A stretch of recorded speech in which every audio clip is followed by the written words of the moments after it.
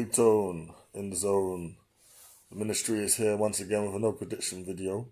I'm filling in for AJ as we've let him out the basement for once to go all the way to sunny future Ventura. Hey, his back guy's gonna look amazing. Anyway, without further ado, our first match, MJF versus Roderick Strong. Who's gonna win? So I would kind of like to think that it's not the rehash of MJF going through everybody before getting to Will Ospre, but you can't help but feel that that's the way. Like the fact that Roderick Strong is going to be the call to MJF before Adam Cole, you know it's that kind of build. So it feels a bit rehash and copy and paste, but I will go with the fact that I believe Adam Cole is the one who's going to be the one to go to anyway, look, long story short, Roderick Strong is going to lose to MJF. Adam Cole's going to run out and make the save. Very, very similar to everything Ospreay done. And who knows, it may be like second guessing completely. And we see that Roderick Strong joins Team MJF. Who knows, United Kingdom, being United Empire, whatever they are, I never get their name right, but they might be in the Hill faction they are, might go back to MJF. We all want to see Wardlow and MJF back together, don't we? Anyway, enough talk, MJF for the win. Is there something to be said about maybe Adam Cole getting involved in this match to do one over on Maxwell Jacob Friedman? Sure, that would make for an interesting story. The problem is that AEW is all about who they view as the top person or the top people. Roderick Strong is not viewed as a top guy. He should be. He's super talented, but he's just not viewed as on the level of a Cole or an MJF. So this is going to be a one and done, and it's going to obviously lead into the continued feud with Adam Cole. I have got many feelings about that, which AJ and I can discuss on the channel. But MJF is picking up the win here. MJF for the win, easy, straightforward. So for this one, I'm going to go for the heel of heels. Bow down to no, not singing that song, but yeah. MJF. Simple reason, you know why. So yeah, MJF to win this one. Keeping it cool, keeping it quick, keeping it smooth. Just a hard part, my boy. Anyway, MJF to win. Now, if there's some storytelling to explain here, this has got to be one of the best build-ups to a match that I've seen in a long time, because you had a whole faction trying to get 3 wins to see who faces MJF. And I really thought it was going to be Adam Cole, baby. But it wasn't. It turns out it was Roderick Strong. Now, I had a couple of thoughts in this match. I thought that there was going to be a turn within the Undisputed Kingdom, but it seems like they're a strong faction, although something could still happen on the day at Full Gear. But it's very interesting that Roderick Strong is the one that got the match. And with MJF laughing in the background when Adam Cole lost, that just made things even more interesting. But yeah, I don't think it's going to be that simple. Of course, MJF is going to win. He's got to. Because if Adam Cole's still trying to get to him, if Roderick Strong were to beat MJF, then what? You know, it kind of pretty much gives away what's going to happen here. And whether it's by nefarious means or whether it's by whatever, or you never know, there could be, I don't know, but I think it's too early to tell. So I really thought that Adam Cole was going to get the match, because obviously that's the match we all want to see. Turns out it's Roderick Strong. It will be a good match. There'll be close calls. I don't know, maybe even someone from the faction will make a mistake. I don't know. But all I do know is that MJF is going to get the win here, just so that he can gloat some more and continue to say that he's better than all of them because he knows it. So there you go, MJF. So this one we don't really need to spend much time on, man. For some reason, MJF and Adam Cole are back together, and we're supposed to believe that Adam Cole is the good guy, the hero conquering all, even though this time last year he was revealed as the devil himself. Sure, whatever. They need some filler, along this feud. Apparently they're gonna drag it out a bit longer, and Adam Cole ain't gonna get to MJF anytime soon. So, like, throwing the Roderick Strong as the sacrificial lamb, whether this is done by returning Wardlow, coming and turning on the Undisputed Kingdom, joining back with MJF. back to square one for Wardlow if that happens.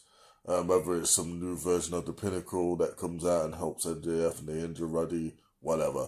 Whether it's just MJF like doing this nefarious means to win by any means, anything can happen. And like the one thing that is a definite though that's gonna happen is Roger Strong doesn't stand the snowball's chance of winning.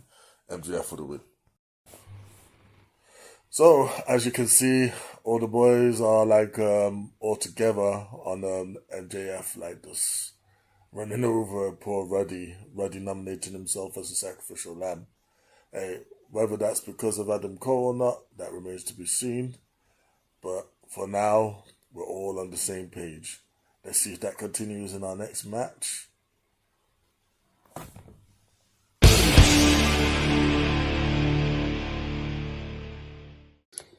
Now, y'all know your boy's a Jay White fan.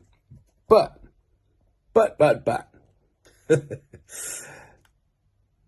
This has been an incredibly well-crafted feud, this one. Notably, not just from a story perspective, but from the chemistry these two have between the ropes. Wonderful in-ring chemistry. Their matches just are not bad. I don't think they're capable of having a bad match together, these two. The crazy stat is that the Hangman can't beat the Switchblade. And that time's got to come at some point, and I think that time is now. I do wonder if this, I hate calling heel turns, but I do wonder if this might be the moment to push Jay White back into heel territory. By what means, I don't know. He's just a natural heel, man. But I do think this is finally where Hangman Adam Page gets his long-awaited victory over Jay White. So Hangman for the win. Now we get into some meat and bones of this thing. So, Jay White versus Hangman Adam Page. I'll be real with you. Not out of none of them. I don't see the appeal of Hangman, and after last year and Mania before, the hype behind Jay White, I don't see either. So I'm not seeing too much from these two, but if I've got to pick one, I'm going to go with Adam Page, because he's shown me some stuff. He's done some crazy things in the ring. Mr. Vampire. Maybe Vampire. I'll constantly say that. But yeah, winner of this match, Hangman Adam Page. This has been a really, really enjoyable rivalry for me. And it's one of those ones that could go either way. For me, I always said at the beginning, like, between these two, it could go either way. Hangman can win, Jay White can win, and obviously, I don't think it's going to finish here. This is just the halfway point, the way I see it.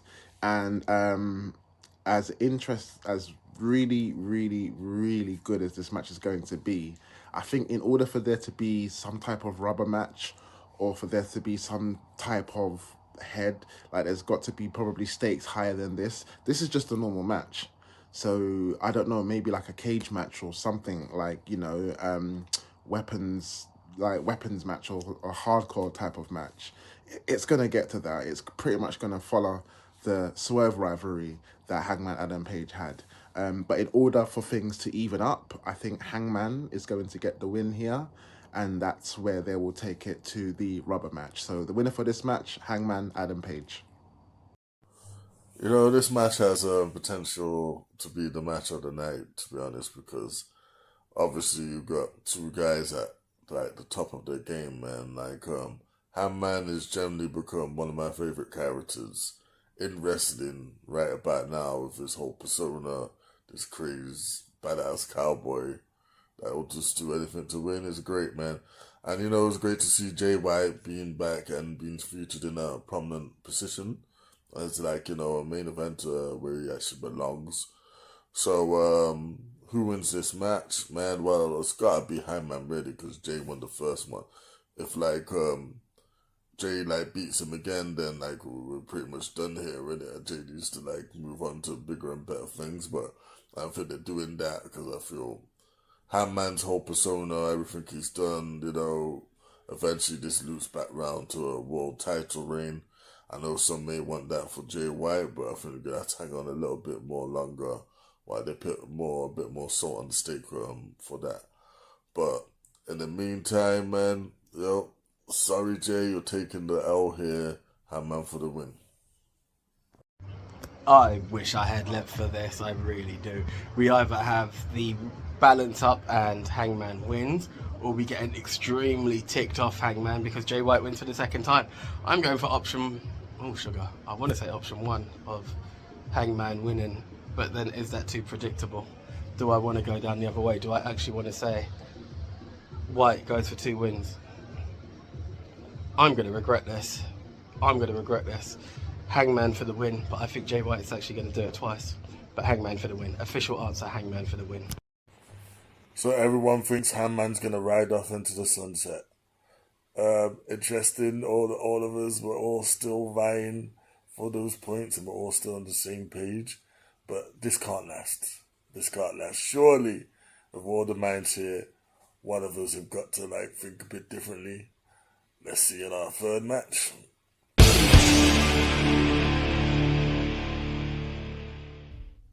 Let the 4-way tag begin. So, I usually go for the Acclaim in this type of match because I know the Acclaim and I tend to just go for people I know. Private Party, I think they just won it. And only way I know that is because I lost and I didn't pick them last time. So, guess what I'm picking this time? Private Party, I know it's a 4-way match. I just don't want to name all of the contenders because if I do, you're going to hear it 5 times because everyone's going to name it. So, but with this, keep it nice, keep it slick. I'm going to go for the champ to retain Private Party with the 2 members. I ain't going to try to name y'all, but yeah, that's the winner. Private Party. I really like this Fatal 4-Way Tag Team title match because it's going to showcase quite a few teams, the teams that are involved, obviously. You've got the House of Black. Could it be their final PLE? Is Aleister Black going or Malachi Black? I said Aleister because it kind of gives a clue as to where he really wants to go. Obviously, his wife's there.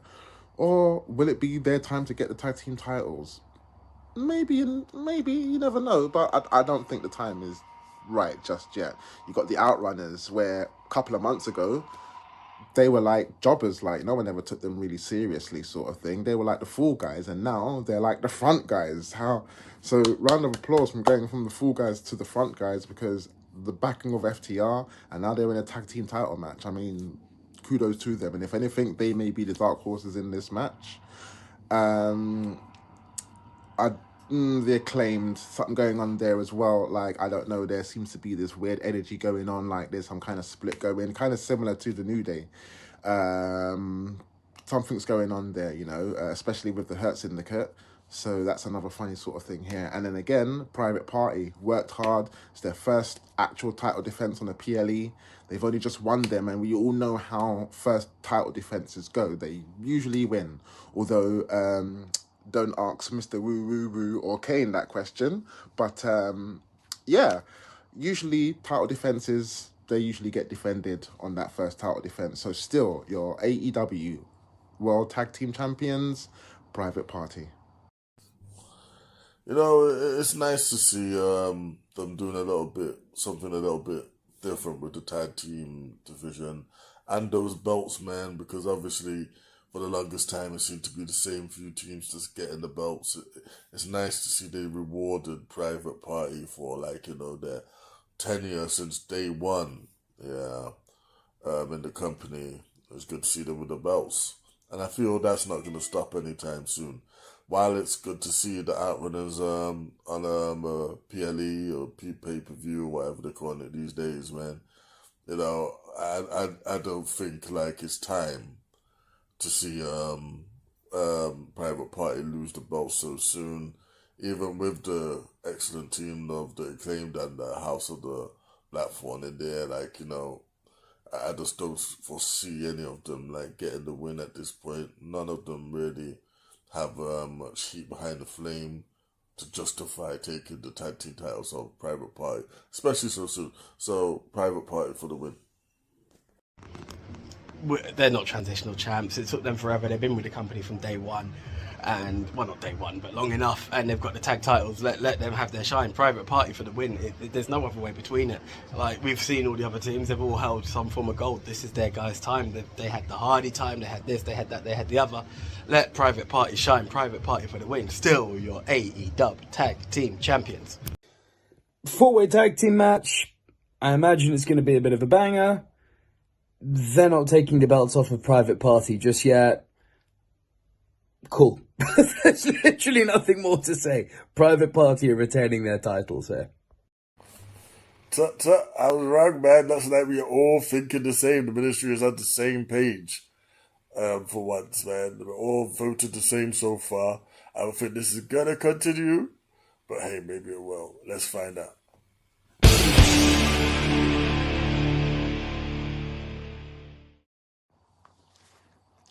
Now, I'm a real big fan of Kris Statlander, love the journey that she's been on. We've all followed her on this journey. She's reinvented herself a couple of times, and now she's one of the top eventers for the female division in AEW, and I would really love for her to regain the TBS champion. Obviously, she is a former champion, so she knows what it takes to win, although Mercedes Mone is quiet on the streak right now. Now, obviously, she's claims this character that we all love to hate, and she's obviously doing her job very well, especially the way she obviously shouts out the towns that she's in or the states that she's in when she's obviously going around with AEW, but obviously she's doing a job. And as much as I want Kris Statlander to take this title from her, I mean, even if I lost this point, I wouldn't mind. I'd still be happy. But I just don't think Mercedes Moné is going to drop that title just yet. Although Kris Statlander does deserve and is capable of being champion again, I don't think she's going to be the woman to beat Mercedes Moné. She will probably beat someone to become champion one day. Who knows, there might be another title that the female division gets. But for now, or maybe she'll go on to the world title. But for now, which would actually be an interesting match, Statlander versus Mariah May. But in this case, I think the entourage is just too strong right now. And it's going to get to that point where people are going to be dying for her to lose the belt. We're almost there, but I don't think Statlander's going to be the one, although I would love for her to be. But still, your AEW TBS Women's Champion, Mercedes Moné.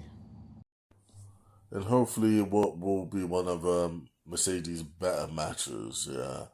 She's going to meet that powerhouse, Kris, and Kris is going to do a whole thing. And to be honest, man, this is the most interesting Kris Statlander has been as a face ever.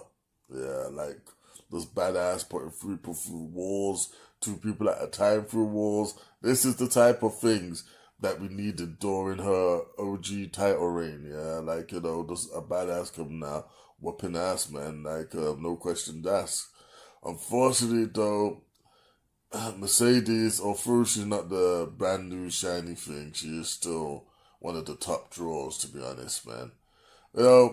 I appreciate Mariah May and the title run and all that, but the matches that she's having and the matches that Mercedes having, it's just a feeling for me that really Mercedes should be the world champion, and Mariah will probably do that with the TBS title.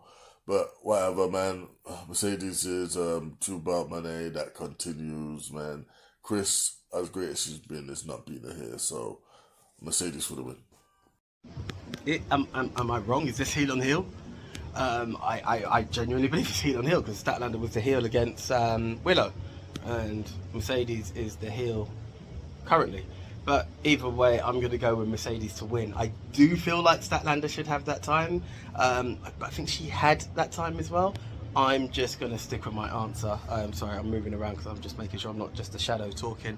But yeah, I'm going to go with Mercedes Moné to retain. Is it too early to say that Project Monet has failed? Are AEW and Mercedes Moné just not the right fit for each other? I do not know. but it has not worked for me personally.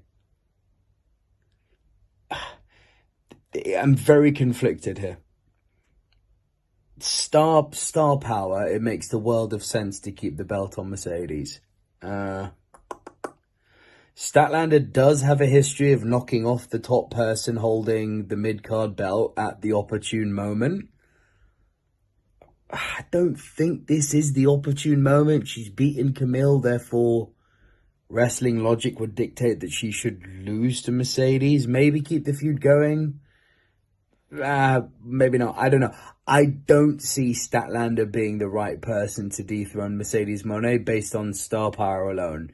Though I do think that the project is not working and they do need to right the ship because she is one of the most talented wrestlers in the world. The fact that they can't get the best out of her, it speaks volumes about the poor booking of the female division, which I'm saying water is wet here. We all know they need to do better by the women in that company. Conflicted, but Mercedes retains. Mone, please give up the belt. Give it to someone that actually can use it and do something good with it. You right now, once again, don't see the appeal. Everyone thought something bigger was going to happen when she come in, but nothing really turned heads. Well, in the casual fans, which is right here, then the wrestling fan that doesn't watch wrestling, know about her, but because of the group of friends I'm with, nothing to do with promotion. Well, hey, it is what it is. But with all that said, retaining the title, you get it what I'm saying. Mone is still going to win because it costs a lot of money, keep a belt on her. So yeah, Mone to retain the title. Should she? Well, it looks like all of us think that Mone talks, but some of us want Mone to walk.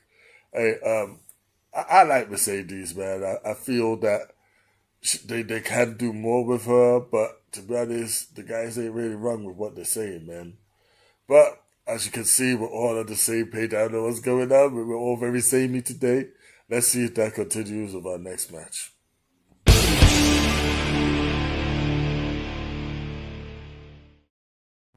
Alright, business is booming.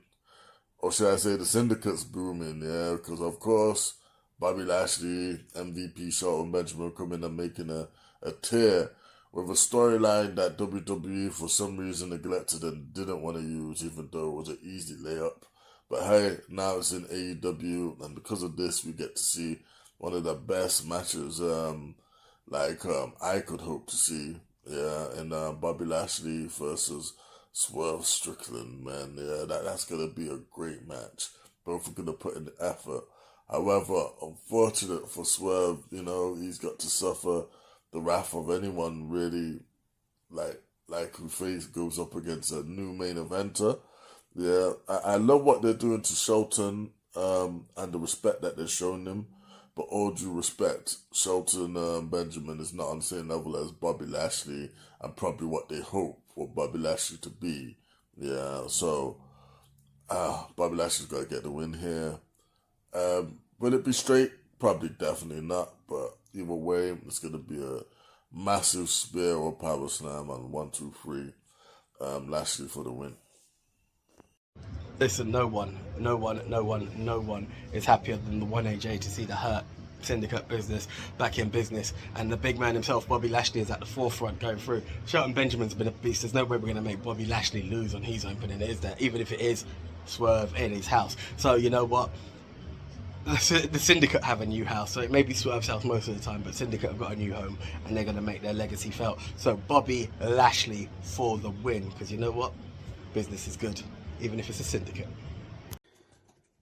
I think in many years' time, people are going to look back on Strickland and praise his run as the AEW World Champion. And I genuinely hope it isn't just a one-and-done thing. And people are saying, "Oh, it's a one thing and it's tokenism." It's not tokenism. It's nothing to do with tokenism. He was a great champ and it was earned and it was a good build-up. However, while he remains one of the hot attractions in AEW at the moment, which being real does look a little bit light on star power. And on that note, in the sight of the lack of star power, enter the almighty Bobby Lashley. A beast of a man. Now, what worries me about seeing a man of that size is that this company has a long, storied history of not booking big men well. But I don't think you can give Bobby Lashley the Brian Cage and Lance Archer and Wardlow and Powerhouse Hobbs treatment. Surely this is the one big guy, or the Miro treatment. Surely this is the one big guy they do right by. Time will tell, but one thing is for sure, Bobby Lashley is not losing on his debut. Bobby Lashley for the win. One of my easiest match to predict. Come on, man. You're not going to have Bobby come in, be Bobby, be dominant, and then lose. Yeah, it was their former champion, Swerve Strickland, but Swerve, there's an easy way out of this. If you can't beat them, please join them. You've got the criteria, man. You're wearing those slick suit already. You're black. But yeah. I would love for Swerve Strickland to join the group. But hey, you have to have a reason. Beat him into the group, Jump him in. Anyway. Bobby Lashley to win. Swerve, come on. Join the group. Just join. Wow, could you imagine someone on their debut losing their first match? That would be somewhat of a shocker, wouldn't it? Unless they were trying to tell some type of story, but usually it doesn't start like that. It usually happens where they're used to winning and then they start losing and you're wondering what's happening and then they turn heel. I don't see Bobby Lashley losing his first match. He's just joined AEW. He's just included himself with the Hurt Syndicate. And as great as Swerve is, when he drives, when I swerve, I just don't see him winning. Swerve, I don't see him winning. It'll be close. It'll be very close. But there's going to be nefarious means. The whole of the Hurt Syndicate's going to be out there. Who's going to come out and help Swerve? I can't really think of anyone coming out to help Swerve apart from Ricochet. But then it could be a double turn. Ricochet joins the Hurt business and obviously costs Swerve the match in order to do it. I don't know. So many things could happen in this match. But I'm not going to go too much into it because obviously we've got my brothers that are going to do their predictions as well. But there's going to be nefarious means. Obviously the story's not going to end here. But for his first PLE, Bobby Lashley's winning this one. So the winner, Hurt Syndicate member, Bobby Lashley. Damn, we are all still going the same way, man. We're all still on the same ride. I'm on the same train. But to be honest, come on, man. Lashley ain't going to come in on a loss, is he? Is he? No, he's not. Even though, man, I wouldn't mind this Swerve just, swerve this way to win. But, hey, don't think it's going to happen. Anyway, on to our next match.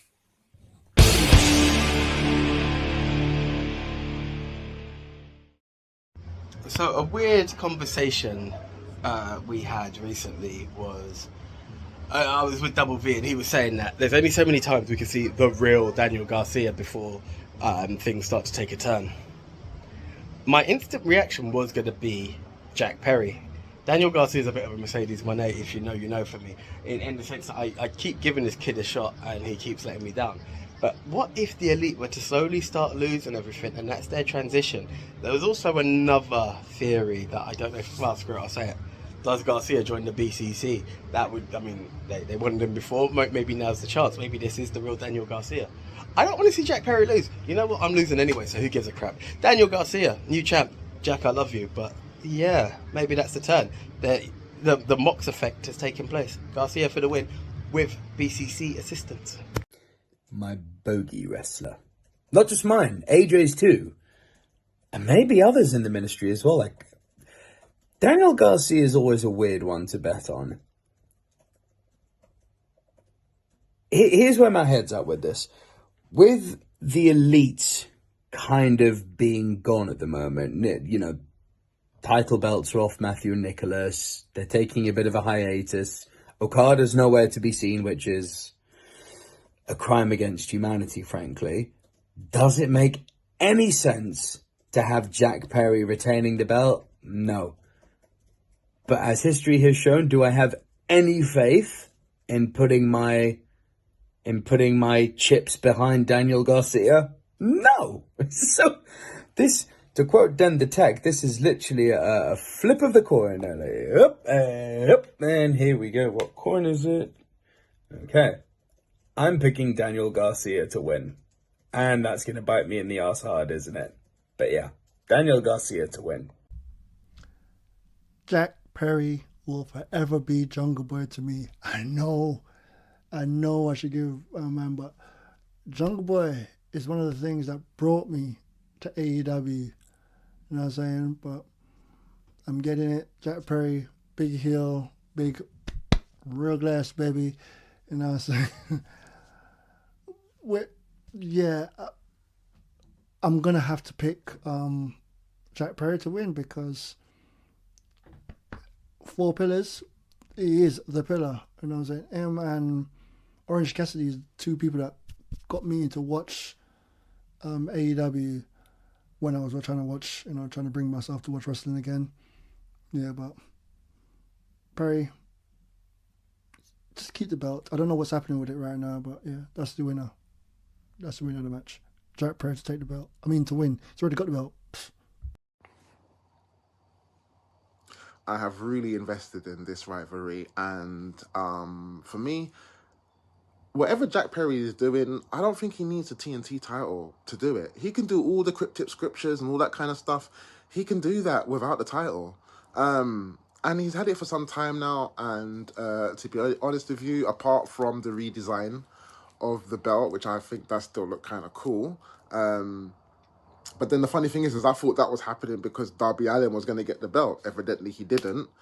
So it stayed with the scapegoat. But to me, he's not really doing anything with that title. You know, he could be picking out people week after week after week and defending it, but instead he's just going around in that damn truck and just leaving scriptures, winning the match and just leaving. To me, he's not really doing anything with the title. And as I said, everything he's doing now, he could do without the title. Put the title on Daniel Garcia. You know, he's one of the only people to step up since the Death Riders have been running around and so forth. And he's not afraid of nobody. He's got in Jack Perry's face. And for me, moving forward, Daniel Garcia, there'd be a lot of more interesting title defenses of him versus many on the roster, even with the Forbidden Door on the other side. Many that could come in and make an interesting title defense. And as I say, put a title on this man, and I actually think he's going to do it. I'll be brave enough to say I think Daniel Garcia is the one to pull off the shock. Could be the match that even steals the show. So your new TNT champion, I'm going to say Daniel Garcia. Now, this match is actually kind of one of the hardest matches for me to call throughout the entire night, man, because both men have justification for why they should get the title, really, man. Jack Perry, he's been on a tear ever since he became the TNT title. He's still a member of the Elite, and I feel that they're secretly building some storyline to where the Elite eventually are going to have to flip around to be good guys and stand up for AEW. But I think that's way down the line, yeah. And now that the Young Bucks have lost their titles, it's not essential for Jack Perry to be champion anymore, to have a thing where they're all champions. The only problem is you take the title of Jack Perry, what does he do? Yeah. Maybe one vote for me would be he doesn't remain in the Elite anymore. He actually goes and joins Moxley's Death Riders, and he would be a great shoe-in for that position, to be honest. As for Daniel Garcia now, Garcia is probably leading the charge. He's one of the, he's not, if he's not the captain, he's the lieutenant, of this whole thing, fighting the Death Riders.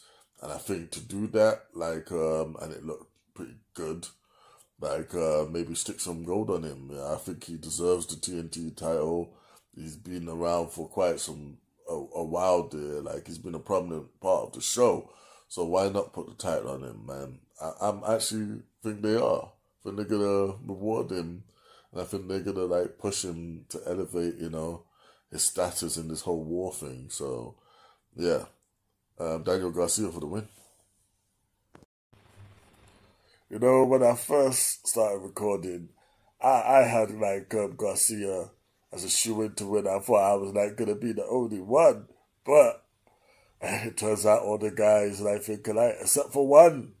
One guy has come through and basically saved his whole predictions from all of us getting max points. Now there's definitely going to be a group of losers and there's going to be a potential winner or vice versa. Yeah. Either way, someone is going home disappointed, which is what's important here. Anyway, on to the next match.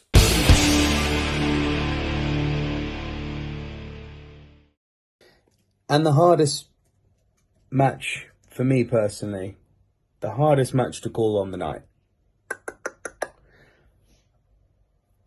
Obviously, on paper, on star power, on fan love, Will Ospre wins this. Obviously. The question doesn't lie with where does the company view Will Ospre, because we know that answer. The question lies with where does the company now view Kyle Fletcher? Is this a one and done? Or have they realized that they've got a star of tomorrow in Kyle Fletcher and they're going to give him a bit of a run with Will Ospre? Therein lies the question, and honestly it's a question I don't know the answer to. The winner of this match all depends on how the company views Kyle Fletcher. If it's just a sort of one-off, well, hey-ho, you know, we're going to give Will a personal feud. Well, yeah, okay, Will's obviously winning then. If there's more story to be told here, then...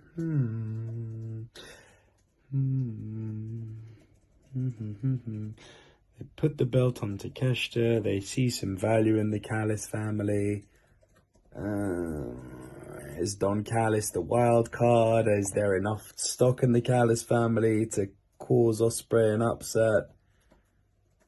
Will Ospre want to put his mate over and do a solid for his mate? Yeah, you know what? That's probably what sold me. The idea that Ospre, this is breaking the fourth wall here and going meta. I definitely believe Ospre wants to give his boy a moment. And what better person to do it than the Billy Goat himself? Damn it, I'm taking a gamble. Kyle Fletcher's going to win this. You know what I'm saying, bruv? I got to pick the one and only. Let me look at his name. Will Ospre. I can't believe I had to look down. But yeah, I saw Will's last match against Marco Ogo in the UK before he went to AEW Match of the Year candidate. But yeah, he's a killer wrestler. Gotta pick that guy. As much as I'm meant to know more people, I'm going to usually go with what I know is who I know, and I know Will. So I'm gonna pick my UK bruv, you know what I'm saying? To win this match. So yeah, I'm sticking with Will Ospreay to win this. I keep repeating names over and over again because it's what I do. Anyway, yeah, you know my pick. I said it several times. Just gonna go Will Ospreay one more time.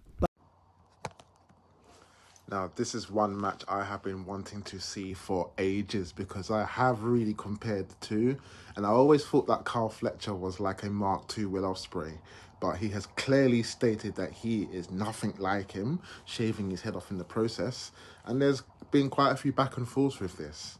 Now, Will Ospreay can afford a loss here. This is one of the biggest stages that AEW has. It's one of their big pay-per-views since their inception.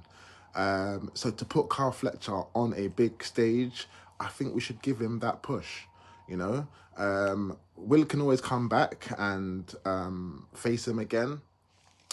But what I would say is, I think, as much as I would love Will Ospreay to win, because in my eyes, he is the GOAT. He is the Billy Goat. He is on another level. But I also think that Kyle Fletcher has done some excellent work in his tenure, and this would be this is the biggest match of his life. Just look at it this way. It's the biggest match of his life. And I think he deserves to get this win. I don't think he can afford the loss more than Will can. Will can lose a match. I mean, he lost the international title and then he got it back again. It didn't take no credibility off of him. If is to lose this match, he kind of gets lost in the field again. So to really make this stand out, I think he deserves the win here. So I'm going to go out and say Kyle Fletcher will get the win versus Will Ospreay. Kyle Fletcher for the win. You know, originally I was going to go Ospreay for this one. Yeah, because I feel, obviously, any match that Ospreay's in is going to be the potential match of the night. He is the guy that they're really pushing to the moon at the moment. And it's just one of those matches that you easily create a feel-good moment for people. But at the same time, though, man, Ospreay is a great person in real life, so he's going to want to put over his real-life buddy, Kyle Fletcher. Yeah, so a man shaves his head, does all this madness, changes his whole persona, and then loses in his first match. Yes, it could be a thing where you do the whole comeback season and like a hero's journey, but well, in this case, a villain's journey of him trying until he eventually beats him. But I don't feel this is the route they're gonna go here. I feel like Ospreay is gonna do the JOB just this once. He will get his win back, but there's bigger things in store for Ospreay, man. He's gonna be chasing the world title at some point, but he's got many months to pass before he goes and does that. So yeah, I'm gonna say Kyle Fletcher for the win in this instance, but look for some Ospreay revenge. If Ospreay wins, what was the point in shaving your head? If Ospreay wins, where does this feud go? If Ospreay wins, Kyle Fletcher is nothing but Ospreay's BR. I won't say it, but you get the point. Fletcher has to win. I'm calling it now. It's the Callis family that's going to help him, but Kyle Fletcher has to win. Otherwise, this is nothing. So Kyle Fletcher for the win. Wow, there you have it. Dan again coming through, man. Dan, you want to be different. This little quote from Full Metal Jacket there. Anyway, yeah, so it looks like either four of us are going home very sad and one of us is going home very happy, or four of us are going home happy and one of us is going home very sad. Let's see if it continues within our main event. Yeah, but I can already guess what everyone's going to say.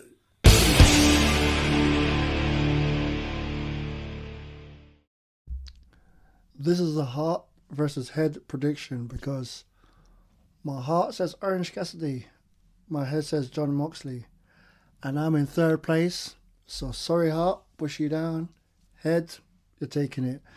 I'm gonna go Jon Moxley to take this because Moxley is Moxley. That should explain it. But hopefully this will help people actually recognize. I know people saw Cassidy before when he had another title before, but they didn't see him in this level, like, in the championship level. So you're going to see actually Orange can go, and Orange knows what he's doing. He's some OJ. And plus, I swear them lot had matches together before, against each other before, and they were killer, so why not do it again for the biggest prize in AEW? It would be a shock if Orange win. I would love it, but it ain't going to happen. Jon Moxley to retain the title. Sounds like a question every time I speak. All right, that's my pick. Now, this match is kind of... It would be difficult for me to call it. As a matter of fact, it still is, because these two have history. Jon Moxley has beaten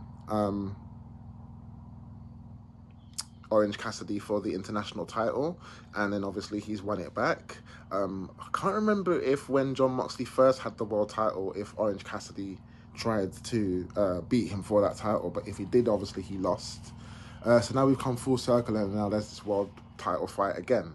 Now you've got the Death Riders with Jon Moxley. This is a story that is just kind of started. And for the last couple of weeks, they've just been running rampant all over the roster, literally taking over. It's NWO, it's Nexus, it's that type of takeover all over again. You could even say the Ministry, but and recently Judgment Day. And for that reason, I don't think there's going to be that kind of loss just yet. As much as I believe that Orange Cassidy is capable of beating him, again, we come back to that first title defense situation. I think this is Jon Moxley's first title defense on a PLE since winning it from Bryan Danielson. So for him to lose it wouldn't make any sense. Well, it kind of wouldn't make any sense because that could be the thing that finally sends Jon Moxley over the edge, and now we have a complete madness with the Death Riders. But I think this is a statement that's going to be made here. The match might even get called out. It might end up as a no contest. I know there's going to be a madness that's going to happen at the end of this match or during this match. But for this purpose, I think still your AEW World Champion will be Jon Moxley, and there's going to be a whole lot of drama afterwards. And in our main event, man, Orange Cassidy got another title shot, man. Like, it's good to see. It's great to see, but Moxley's just got the world title in it. Yeah. Had this had happened a good, I don't know, a few months down the line, I would feel much more inclined to think, oh, Orange is going to do it. Hell, maybe he will do it eventually. Maybe he'll circle back round in a few months and come for Moxley again. But right about now, Moxley and his Death Riders are on a tear, and unfortunately the first victim is Orange Cassidy.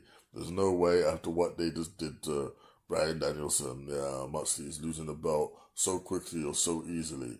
Yeah, so we haven't even really found out what the Death Riders want, like who they're doing this for. Probably shame it, man. Oh my gosh. But anyway, let's hope it's not. Yeah, either way, the Death Riders still got a lot to do, and you can't have them lose the title this early. So, Jon Moxley for the win. In order for the AEW purge to take place, we can't have our champ drop in just in record time. It would be nice for Orange Cassidy. I know where they're really going with the champion, and that is very, very sad. But yes, Orange Cassidy, I would love to say it's your time, but this BCC era right now, you can't lose the man at the top losing his motion and flow, because it just wouldn't be what we're looking for. So Jon Moxley to retain, because otherwise BCC is just like United Empire and dead in the water. So BCC, Jon Moxley for the win, and still your AEW champion. Jon Moxley, come on. Jon, stop it. Yes, thank you, Nico, for that very detailed analysis of what's going to happen. But to be honest, he's not wrong, is he? He did make me chuckle with that one, though. Oh, so damn, it looks like Dan is the only person, did it, who's going to either win it big or go home disappointed. Yeah, he's going to either devastate us all, or we're all going to have to feel sorry for him. Either way, he is the one. He walks alone, just like Batista. Yeah. I can't wait to see what happens. Either way, it's going to be a great show. And man, look at AJ. AD Jammy, man. What a beautiful place he's in right about now. Hey, AJ, have a good holiday. We wish you back safe. As for you, thank you for watching. Stay tuned to the Ministry channel for more interviews, more reviews, more everything to do with wrestling. All right. Thanks for watching. Take it easy.